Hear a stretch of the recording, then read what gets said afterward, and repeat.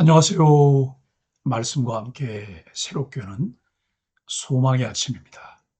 하나님은 자기 백성을 흩으셔서 그들이 있는 곳마다 하나님 나라를 세우게 하십니다. 여호수아 21장 20절로 26절까지 말씀을 본문으로 와요.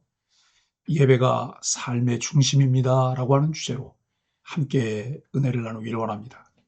지난 본문에서 우리는 아론 자손에게 주어진 성읍들을 살펴보며 예배가 삶의 중심입니다라는 말씀을 함께 묵상했습니다. 하나님은 가나안 정복이 끝난 후 가장 먼저 제사장들의 거처를 마련하셨습니다.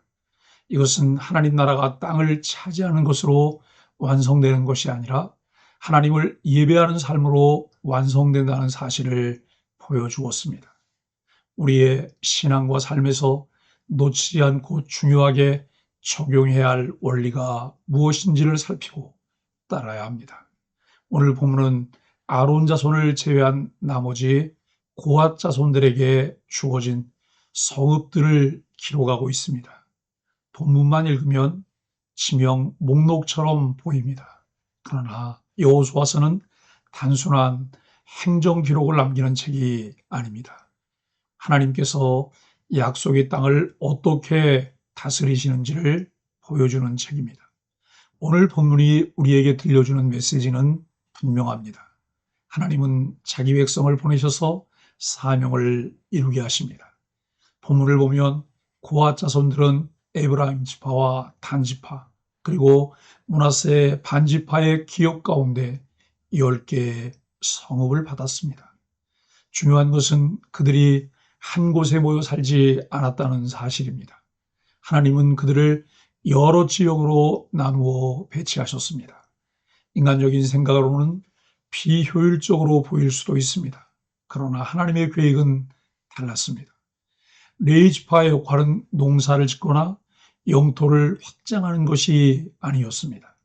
그들은 말씀을 가르치고 율법을 설명하며 백성들이 하나님을 기억하도록 돕는 사람들이었습니다. 그래서 하나님은 그들을 이스라엘 전체 가운데 흩어놓으셨습니다. 이것은 단순한 주어 정책이 아니라 하나님의 영적 전략이었습니다.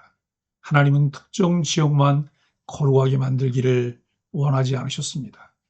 온 땅이 하나님을 아는 땅이 되기를 원하셨습니다. 그래서 레위인들을 백성들 가까이에 두셨습니다. 신명기 33장에서 모세는 레위 지파를 향해 이렇게 축복합니다.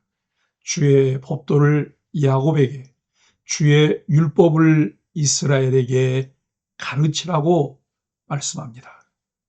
바로 이것이 레위인의 존재의 이유였습니다. 그들은 하나님 말씀의 전달자였습니다. 그들은 백성들 가운데 살아가면서 하나님의 뜻을 가르치는 사람들이었습니다. 여기서 우리는 중요한 사실을 발견합니다.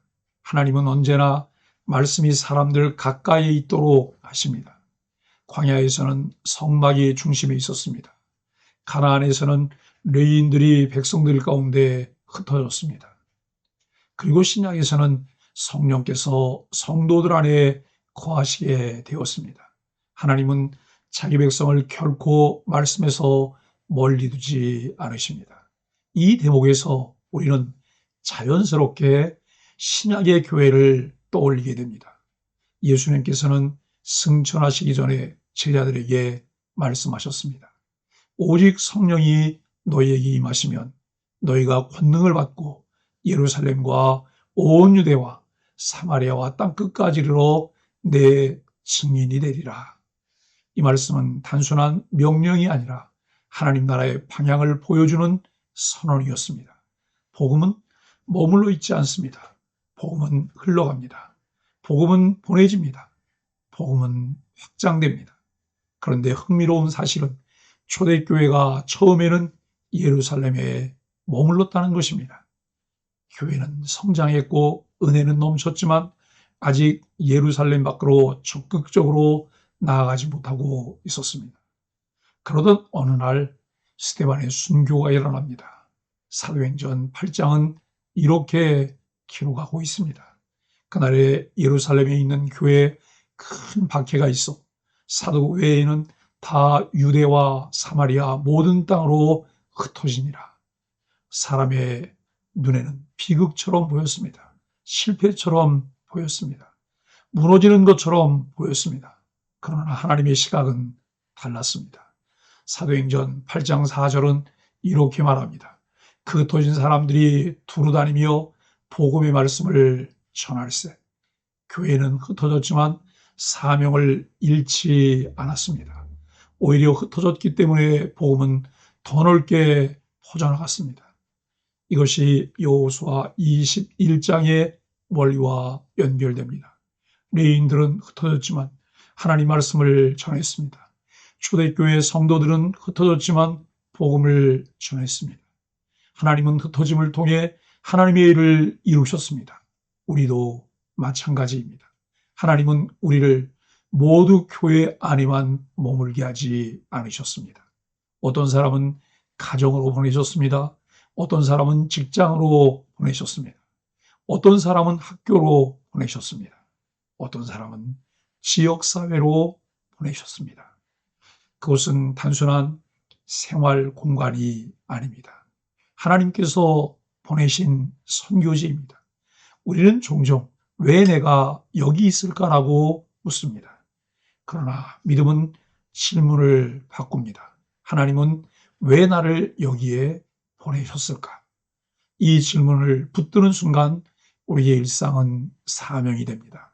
직장은 단순한 직장이 아니라 하나님이 보내신 자리입니다.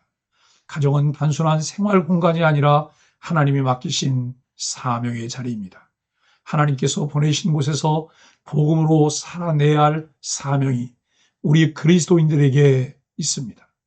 우리에게 주어진 사명을 망각하지 않고 기억하며 실천해야 합니다.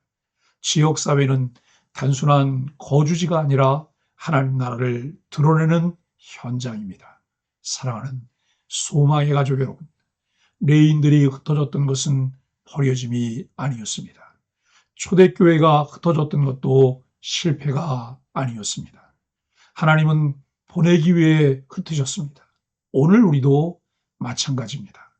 우리는 우연히 지금 이 자리에 있는 것이 아닙니다. 하나님께서 복음의 증인으로 보내신 사람들입니다. 그러므로 이제 우리는 다시 결단해야 합니다. 내가 있는 자리를 사명의 자리로 바라보겠습니다. 흩어짐을 두려워하지 않겠습니다. 하나님께서 보내신 곳에서 복음의 향기를 나타내겠습니다. 하나님은 오늘도 흩어진 백성을 통해 하나님 나라를 세워가고 계십니다. 내가 있는 자리를 사명의 자리로 볼 수 있는 성경적 안목을 가질 때 불평보다 부르심을 먼저 생각하며 감사하게 됩니다.